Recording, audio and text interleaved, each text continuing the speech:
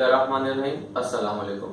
اگر آپ انسانی تاریخ کا جائزہ لیں، یعنی کہ جب سے انسان اس دنیا میں آیا ہے اور آج تک، یعنی کہ حضرت آدم علیہ السلام سے لے کر ہمارے آخری نبی حضرت محمد صلی اللہ علیہ وآلہ وسلم اور وہاں سے لے کے آج تک، یعنی کہ آج 2020 تک انسان نے جتنا بھی سفر کیا ہے اس سے اپنی زندگی یعنی کہ اپنے روزمرہ معاملات کے لیے کہیں نہ کہیں کسی نہ کسی شکل میں اس کو پیسوں کی ضرورت پیش آئی ہے۔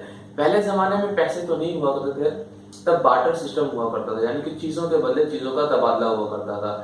لیکن آہستہ آہستہ پھر دینار، پھر ہماری جو دوسری کرنسی آئی، اور آج ہمارے سامنے آپ کے پاس کرنسی نوٹ کی شکل میں پوری دنیا کے اندر آپ کرنسی نوٹ دیکھ سکتے ہیں، جس کی مدد سے انسان اپنی ضروریات زندگی پوری کرتا ہے۔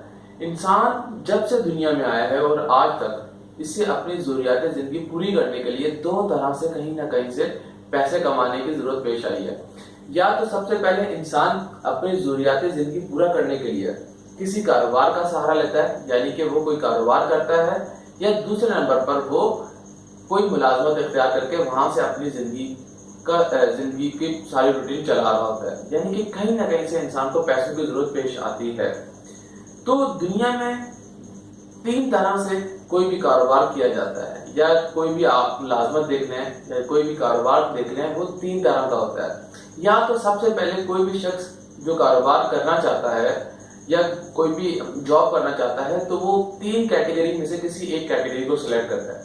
پہلی کیٹیگری ہوتی ہے مینوفیکچرنگ۔ مینوفیکچرنگ کے اندر ہم یہ چیز دیکھتے ہیں کہ ہمیں کس طرح سے سامان کو تیار کرنا ہے اور کس طریقے سے مارکیٹ میں اس کو بیچنا ہے۔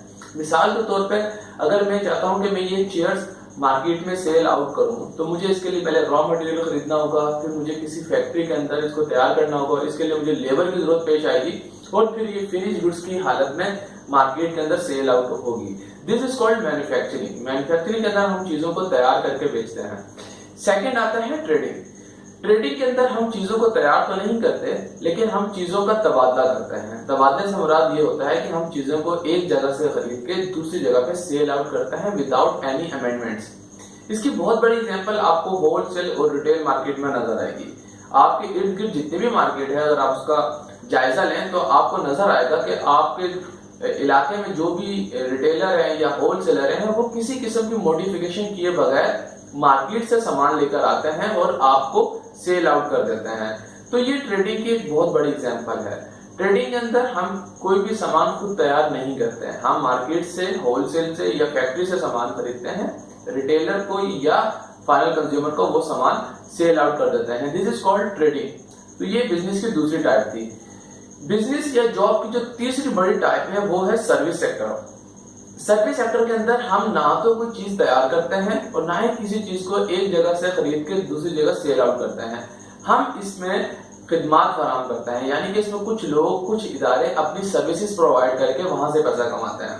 اگر آپ سروس سیکٹر کی ڈیٹیل میں جائیں، تھوڑی ڈیپتھ میں جائیں، تو آپ کو نظر آئے گا کہ سروس سیکٹر بہت ہی بڑا سیکٹر ہے جو دنیا میں اپنا بہت اہم رول پلے کر رہا ہے۔ اگر آپ ٹرانسپورٹیشن سیکٹر کو اٹھا کے دیکھ لیں، آپ میڈیکل سیکٹر کو اٹھا کے دیکھ لیں، آپ لا انفورسمنٹ ایجنسیز جتنے بھی ادارے کام کر رہے ہیں، پولیس کے، آرمی کے یا جو بھی ادارے ہیں، وہ سب سروس سیکٹر کے اندر آتے ہیں۔ اس کے علاوہ ڈاکٹرز، انجینئرز، آپ کے لائرز، آپ کا بہت بڑا سیکٹر جو ہے وہ سروس سیکٹر کے اندر آتا ہے۔